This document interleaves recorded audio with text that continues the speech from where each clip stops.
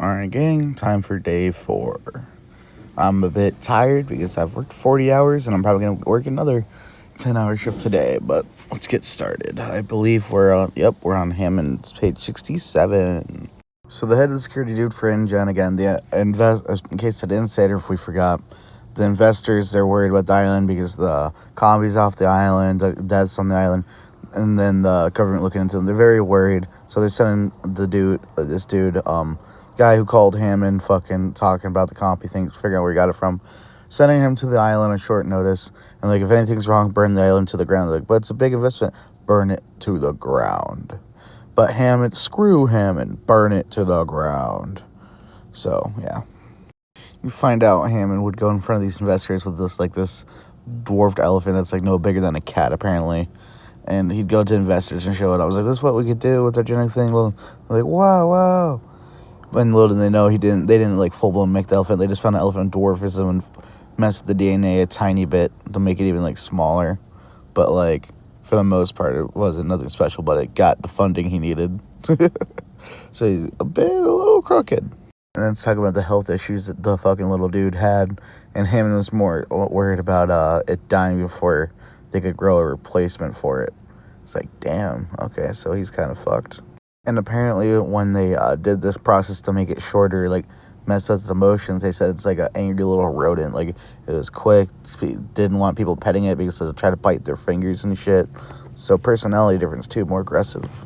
And then it's explained why, like, most of the investors were Japanese investors. It's because, like, his thing was they weren't going to see profits within the few years. And they're like, the Japanese were the only ones with patience for it, so. And now we're back to the present, and John says they have 238 animals, assuming these are all different kinds of dinosaurs.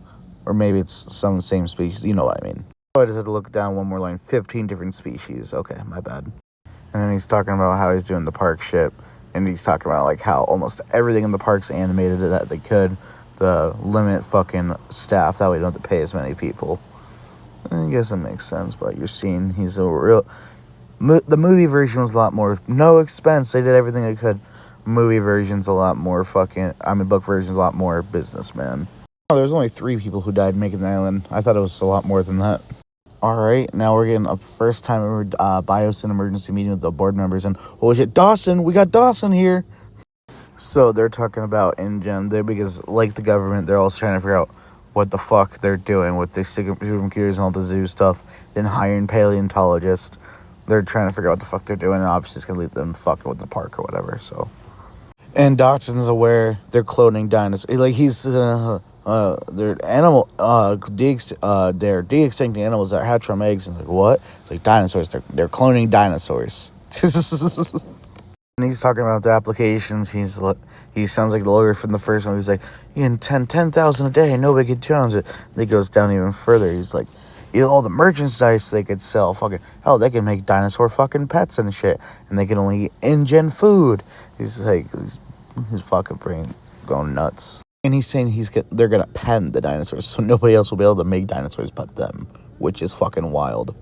So basically, the meeting is within the next 24 hours. His inside man, who we're assuming is gonna be Ned, has a chance to get some of the dino DNA, so they can reverse engineer the DNA and change it up enough to where they can't say it's their dinosaurs. That way they can avoid the patent or whatever the fuck. And they were like, well, why don't we just do our own shit? It's because, well, we're not going to be able to do it before the turn of the century because, you know, it's in the 90s, before the year 2000. Like, they have a 5-year head start. That's the best way we catch up, and we're not just left behind. So, all right, that makes sense.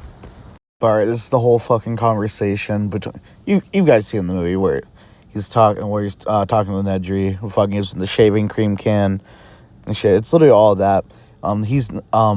Nedry, whatever the fuck his name is, he's not as obnoxious as he is in the movie, but, like, fucking Dawson notes that he got more obnoxious with every meeting. But he's gonna get paid. Basically, he's getting paid, fucking, what was it, $700,000 or what the fuck right now? That's only half the money. He's gonna get paid the other half if he gets the shit out. Fucking doesn't in the movie, so I doubt he'll in the book. But then for each viable embryo that's delivered, it's a shit ton more money. So you know what? I understand why he did it. That's a lot of money. In the book, Malcolm's he's balding. That's not what Jeff Goldblum looks like. He's not a bald man. But you shake hands when he's going, "Hi, Ian Malcolm from Malcolm. I do the maths."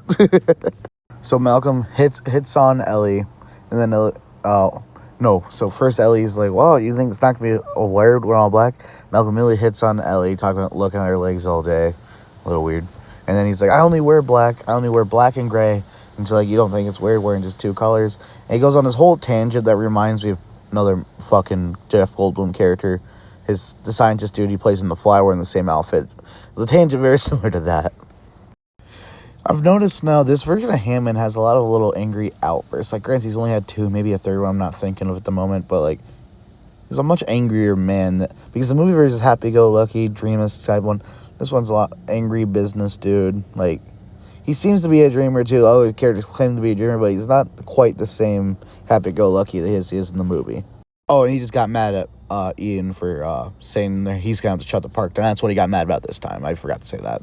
I just read a whole page of Malcolm basically trying to explain what chaos theory is.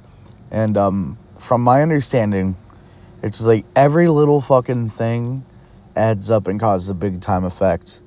And basically what's said right here, shorthand the butterfly effect.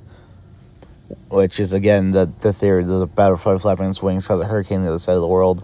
That type of thing. Or think of the game like Mousetrap.